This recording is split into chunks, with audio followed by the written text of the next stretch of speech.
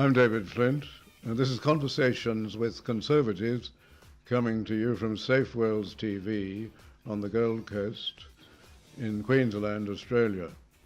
And I'm in conversation with Rowan Dean. Rowan is the respected editor of the highly influential journal, Spectator Australia, and he's also a columnist with the Courier Mail and with the Australian Financial Review. Rowan, what is your editorial position concerning the coming election?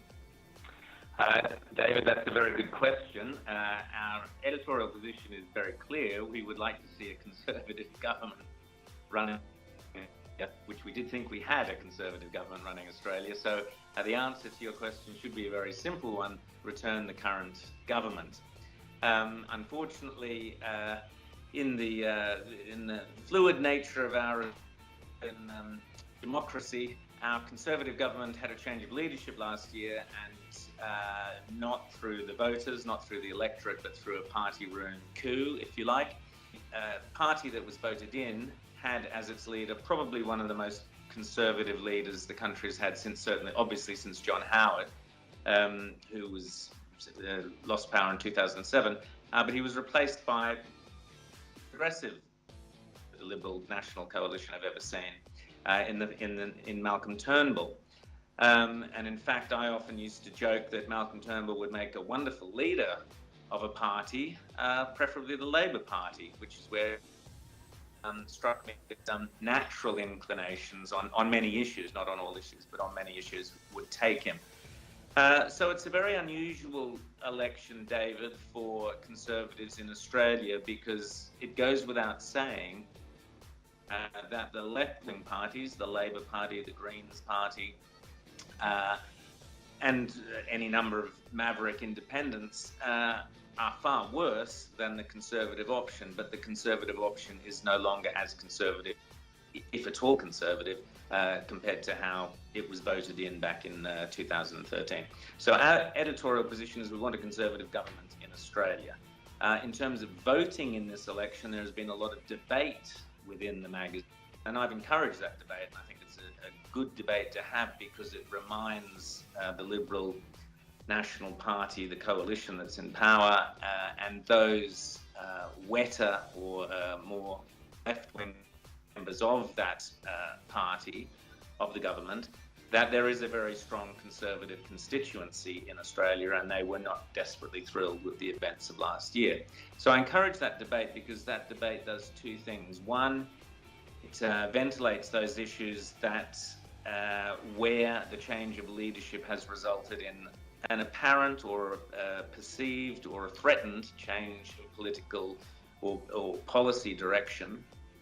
But also, having that debate is healthy for Conservatives to actually look at those issues that really do matter the most to them and to discuss them. Rowan, Out of which has come really two Conservative positions. Conservatives who are happy with the current coalition, and then the so-called delusional Conservatives, or Delcons. And the idea of the Delcons was that they were delusional that there could be a more conservative version of the Conservative Party, that the previous Prime Minister might somehow return, or that Malcolm Turnbull would be replaced at some stage with a more conservative. So the debate is broadly, though there have been numerous different nuances, but broadly down into a discussion between whether it is in Conservatives' interest to see this more progressive Liberal Party, this more progressive government returned, on the basis that clearly it is still light years the left-wing Labor, Greens type alternatives, or, and this is an interesting concept, I doubt it will actually come to pass, but an interesting concept is whether it is better to take a longer look at conservatism and say, well, is it the right thing for the government to be returned by Conservatives when they no longer have a Conservative leader? Would it be better to see the current government not returned, or returned in a hung parliament, or returned with a substantially reduced majority, which would in turn lead to a leadership change, and that the person or the forces responsible shifting the party so dramatically to the left or to a more progressive liberal in the last election were punished or put out of power or so on. And that argument, which is broadly speaking the so-called Delcon argument, the idea being that a progressive liberal party, if it comes back into power, basically that will be the end of conservatism for 10 years within this country. Yes. Interesting argument. And could I come in on that point? Yep. We're supposed to be a representative democracy. If you look at the Senate, where there is proportional representation, I think it's fair to say that about only 1/3 of the Senate could be described as conservative and about 2/3 as left-wing, although the faction within the Liberal Party that is hard left calls itself moderate. It seems to me this is a very strange thing to happen in a democracy where surely the population is probably more conservative, much more conservative than the members of Parliament, including many Labour voters. Working class, to use that old term, Labour voters, for example, are very often conservative socially. How could we have a situation where, in a democracy, our Parliament is so unrepresentative of the opinions of the people? The answer to that is really, yes, Australia is a very conservative country, and its most successful and popular Prime Minister in living memory was John Howard, and John Howard managed to encompass the aspirations of the traditional blue-collar classes and the wealth and individuality and liberal thinking or conservative thinking of the white-collar classes, and he managed to have those in a very happy marriage. So you had both the so-called liberal sides of the Liberal Party and the conservative sides of the Liberal Party working in harmony. And John Howard, who I was speaking to the other evening, believes that that's very much the case and the best way for Australia to be governed. In the 2013 election, or if we go back to the 2007 election, the Labor Prime Minister Kevin Rudd painted himself very conservative. He told the world he was a conservative, won the election on the basis that he was a conservative. On that point, could I interrupt you? And we must go to a break. Time is catching up with us. But could you hold that thought, Rowan, and we'll come back in a moment. This is Conversations with Conservatives, and we're speaking with Rowan Dean.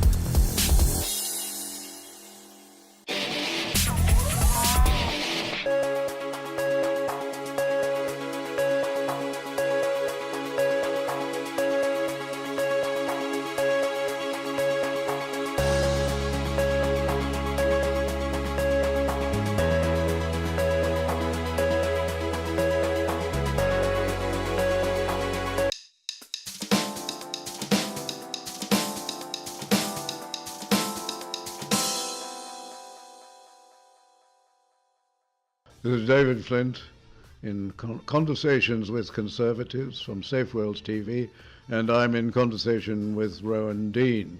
Rowan, we were discussing the situation in Australia where Parliament seems so unrepresentative.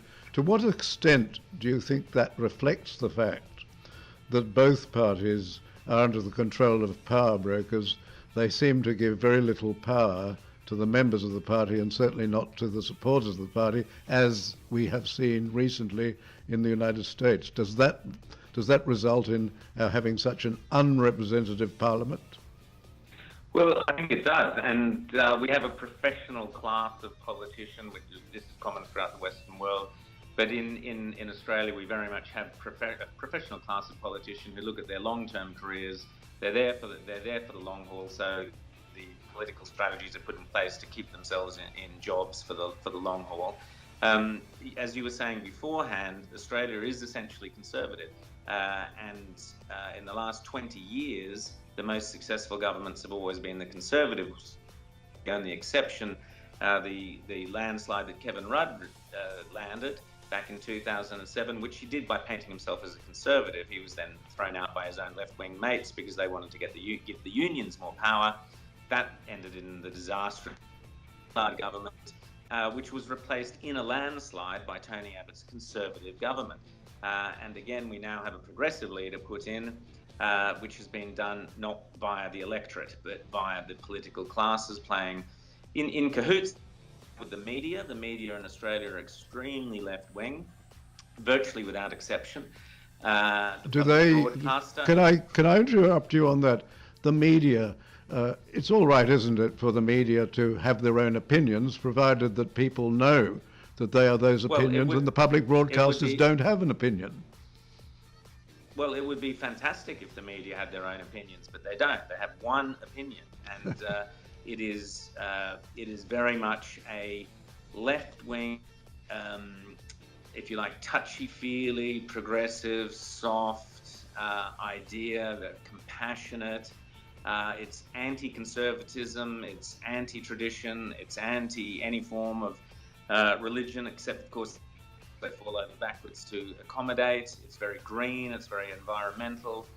It's led by one of the most powerful broadcasters in the Western world, the ABC, which per capita must rate as one of the biggest news organizations in the world for the strength it has and the reach that it has, paid for by the taxpayer very, very handsomely, $1 billion. Just on that, if I may interrupt you, Rowan, on that, hasn't Ms. Guthrie said that she's passionately interested in diversity? She's interested in diversity, which includes everybody except conservatives. So don't hold your breath there, David. So the media set the agenda, and unfortunately, in Australia, our political class are locked up in this tiny little town called Canberra, which I hail from, and it is a very small, incestuous town, stuck between Sydney and Melbourne, a couple of 100 kilometres from each. Sydney and Melbourne couldn't decide who deserved to be the national capital. So that you have this kind of hothouse, slightly febrile atmosphere where the media are all encamped there and the politicians are encamped there, and there's virtually nobody else. Virtually everybody is either a public servant or a member of the political class or a member of the media. So you have this false concentration, which explains to a large extent why every winter when they're all holed up and they all decide to have these leadership coups because they're so bored with each other's company that they inflate these incredibly dramatic stories, and suddenly there's a leadership coup. But the leadership coups always only ever go one way, David. They always only go to the left. And you're absolutely right in your observation that the media, political, and it's even worse in many ways in the academic world, which is in cahoots with this. You have this rather powerful triangle of politicians, academics, and the media who are very much of the left, firm believers in climate change, passionate Islamophiles, desperate for a republic, for instance. Just on that, Rowan, are you disturbed that even the armed forces, at the top of the armed forces, seems to also have been marched through in the Gramsci sense? Absolutely. It's no surprise. The head of the Department of Defence sits right there in the middle of Canberra in the same little hothouse where they all feed each other the same ideas and read the same newspapers and talk to each other. And it's very true, David. Even our armed forces promote, for example, you would think this is satire, but it's not satire. Last year, our armed forces sent several servicemen and women off to Saudi Arabia in a Quran memorizing contest to compete with 27 other Islamic nations in randomly reciting bits of the Quran to the delight of the Saudi judges. We didn't win on, but the Navy hope that we will win in future. So this is the Australian Navy deliberately fostering Islamic teachings and Quranic teachings within its own ranks. This, I guess, is so-called diversity, but I can think of other terms that I'd probably use to describe it, but I don't think my good friend President Barack Obama would be too happy with them. Well, that's an extraordinary piece of information. And on that point, I think we must go to a break. This is Safe Worlds TV, and the program is Conversations with Conservatives, and I'm David Flint in conversation with Rowan Dean.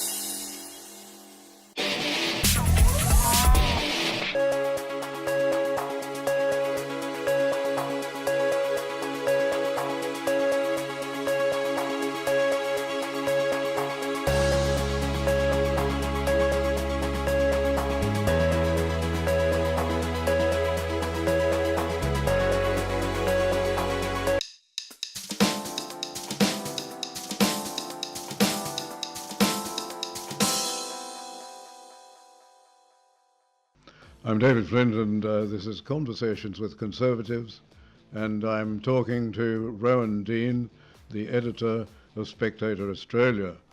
Rowan, one of the surprises in the budget was the introduction of taxes on superannuation, particularly in the pension phase, but further limitations on the amount that people can put into superannuation. This came as a great surprise because the Treasurer had warned against this in a speech a few months before, had warned also of the danger of sapping confidence in the superannuation system, and indeed had set up an inquiry with the Productivity Commission. And suddenly in the budget we saw this attack, as many saw it, on superannuation. Your journal, Spectator Australia, has published both sides of the argument on this. How do you assess this? To me, it seemed like the government shooting itself in the foot. Yeah, well, again, you have to go back to the Howard years to realise why this is such a breach of basic conservative principle. During the Howard government, surpluses, the budget was always kept in surplus after the Howard government inherited a massive debt for those days, $96 billion. Now that's just small change to what our debts now. But the Conservative government under John Howard and Treasurer Peter Costello quickly paid that debt off in the first couple of years, and then ran for 10 years, really, a kind of golden period where taxes were lowered. It was a good time for the economy. It was a good time for individuality, for self-reliance, for enterprise, and so on. And when they lost power, they'd left 40 billion in the kitty in case of bad times. And sure enough, those bad times came very quickly, which was the global financial crisis of 2007-8. And the Labour government that then come in spent that money, and not content with spending all that money, then borrowed hundreds of billions more to kind of spend their way out of what they feared might be a recession. And racked up massive debts. When the Conservative government of Tony Abbott was elected, and as I said earlier, it was a landslide election in 2013, that government made three very firm commitments. One was to stop the boats, illegal immigration of asylum seekers pouring into our northern shores. The second was to scrap the left-wing carbon taxes and mining taxes, which were driving up electricity prices and hurting everyday consumers. And the third was to restore the budget back into balance, back into Howard Costello-type surpluses. That was the commitment given. The government, as I said, won a landslide. But very quickly, despite the first budget brought down by Tony Abbott and his treasurer doing all the right things, they couldn't get it through the Senate. And this is what you were referring to earlier, David, about the populist Senate just refused any of the hard measures and took all the soft measures. Hard work preparing the budget was thwarted in the Senate by this combination of Labor, Greens, and kind of maverick independents, even though the government had a landslide in the lower house and a mandate to enact those cuts, basically. Cuts to government spending in health, cuts to government spending in education, and areas where it was clearly being exploited within the welfare system. Those spending cuts never arrived. In the meantime, Tony Abbott gets toppled by a progressive leader, as we said, Prime Minister Malcolm Turnbull, and the first budget that Malcolm Turnbull brought down, there was a firm hope that there would be some attempt to cut spending, but instead there was no attempt to cut spending whatsoever. There was suddenly a raid on superannuation. Now, the Australian superannuation system, which goes back to the 90s, and in fact, David, my father was one of the public servants who, in fact, he was the head of superannuation. He set it up with Prime Minister Paul Keating back in the late 80s. The whole idea of superannuation in Australia was that you put money aside that you would otherwise spend or invest. You put it aside for a rainy day. You pay a low tax rate on it now and no tax on it when you spend it in your retirement. So it's the idea of superannuation is to force people off the government pension and to be self-reliant. It was an absolute commitment from the Conservative government of Tony Abbott that they would never touch superannuation. The same commitment had been given by Kevin Rudd, who had said he would not touch superannuation, not one jot, not one tittle was his famous line. And then he went on to start tinkering with the system. The superannuation system, because you're putting money aside for a future day, for 30, 40 years into the future, money there, and of course these politicians can't look at that money without wanting to get their hands on it. So it was a complete betrayal of conservative principles when Malcolm Turnbull, with no mandate whatsoever, with no discussion whatsoever, suddenly announced at the calling an election that in his budget they would be taxing superannuation, which had always, and setting limits on it, the amount you could put in, the amount you could take out. And if you look at those amounts, although in theory there is obviously nothing wrong with reforming programs over the years into the future and so on, in this instance they made the changes retrospective. They made the amount that you, having spent decades encouraging people to put money into superannuation, they then backdated and said, oh, sorry, even though you put all superannuation and locked it in there when you could have spent it more efficiently at the time, we're now going to tax that. So there are retrospective changes to it. There was caps and limitations put on it. It flew in the face of all the conservative ideology. And it did all that without any attempt to cut government spending. True. And Rowan, on that point, there's this myth put out that there's a vast amount of money in superannuation that some people have. Well, that may be so, but it dates back to shortly after, or when Peter Costello relaxed the taxation rules. But very soon after that, they put in limitations, both on the amount of pre-tax and post-tax money you could put in superannuation, and they're not unreasonable. The limitations were already there, and sure, you can tinker with these systems, but you do so at the peril of the integrity of the entire system. And as I said, the system was set up in the 80s with a long-term goal of getting people to plan for their retirement, save for their retirement, for what level of retirement they wanted, start planning for it, save your money now, don't spend your money now, save it for the future. Rowan, one of the features of this election has been each of the two political assassins, who both seem to be spendthrift, go out to an auction every day, and it's featured in the Spendometer in the Australian. and they both vie with one another to announce that they will be spending more borrowed money on some new enterprise which is meant to buy votes. I don't think this is what really the people of Australia want from their leaders. It doesn't seem to me what should be done for the future of this country. What is your impression of this auction of borrowed money which we see every day? Well, to give you an example, David, Bill Shorten, the Labor leader, actually cracks jokes now on the campaign trail going, oh, just chuck another $1 million on the spendometer, as if he's Paul Hogan chucking another shrimp on.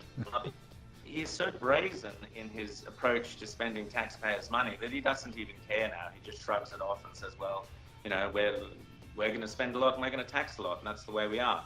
And Rowan, we're not Greece. We can't look to Germany to subsidise us. We're not America. We don't have the reserve currency. No, but you say we're not Greece, David, but I've been certainly warning for 5 years, and I know you have, that we're hurtling down the path towards Greece, and we're so determined to emulate our European cousins. But you're right, we've got no one to bail us out. We're more Argentina. Other than the superannuants, the retirees. The Turnbull government thinks, well, that lot have got some money, so we'll just soak them for a couple more years, and that'll get us through. And part of the anger about the superannuation, David, is, of course, because the government is using people's individual retirement savings to control their own government spending. They refuse to control the government spending. We even have the Conservative treasurer, supposedly Conservative treasurer, has only once, and it was the day after he became treasurer, a problem, not a revenue problem. He was quickly shut down. Rowan, do you see a contrast between what they've done here, what they're trying to do here, and what was done in relation to the platinum politicians' superannuation scheme, which was not touched? It was grandfathered. It was probably the most generous superannuation scheme in the world, and people are still retiring on it with well over sometimes $200,000 a year. And does that contrast with what is thought of as an appropriate maximum income? David Leeds, who live in this very cocooned, literal and physical and foreign world, whereby it is inconceivable, absolutely inconceivable to them, that those on the public purse should ever in any way compromise what they will be getting and have received and will get from the taxpayer. The target is always the taxpayer. The public servants are completely protected from that. So the argument that self-funded retirees and others should help is endless spending, when both the public, those on the public teat, if you like, refuse to countenance any loss to their own privileges. At the same time, the government refuses to live within its means, despite this being its mantra, which is fairly ironic that the mantra, live within your means, is the one the government trots out, although it refuses to live anywhere near its own means on an annual basis. Rowan, in a book I wrote, I argued that we should make the politicians more accountable. Firstly, that the political parties who get all these benefits, financial and legal, should in return have to undertake and ensure that their parties are run democratically in relation particularly to pre-selections, and that the people should be empowered as they are in Switzerland. And on that point, I don't think, I'm told that we're running against time, so I'm afraid we have to close now. And just very briefly, is that something you agree with? We certainly can't go on the way we're going on. Let's hope that the next government after July 3rd is one that suddenly finds some spine in terms of actually getting to grips with our out-of-control government spending before some other forces step in and force us to. A worthy wish, and let's hope that that does in fact happen. Rowan Dean, thank you very much. This is Conversations with Conservatives, and we've just heard from one of the Conservative leaders of Australia, Rowan Dean. This is Safe Worlds TV, and I'm David Flint.